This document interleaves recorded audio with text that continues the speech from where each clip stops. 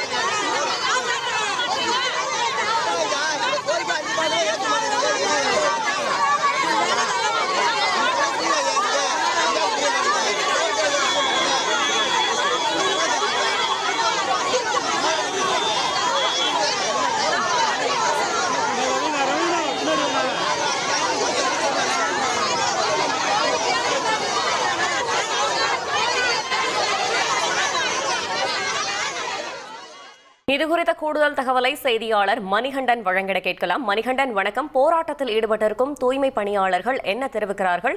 கள தகவல்களை சொல்லுங்க.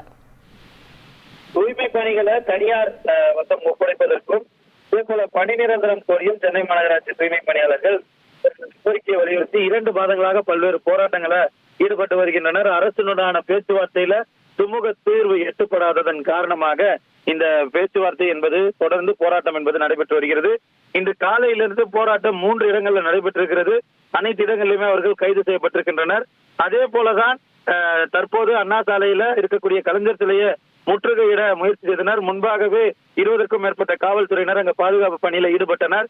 அதற்கு முன்பாகவே வந்த ஓமந்தூரார் மருத்துவமனையிலிருந்து சிலையை நோக்கி வந்த அனைவரும் தடுத்து நிறுத்தப்பட்டனர். தடுத்து நிறுத்தப்பட்டதுல ஒரு பிரிவு தூய்மை பணியாளர்கள் உடனடியாக அண்ணா சாலையில ஓமந்தூரார் மருத்துவமனை நுழைவாயில் அருகே சாலையிலே அமர்ந்து போராட்டத்தில் ஈடுபட்டனர்.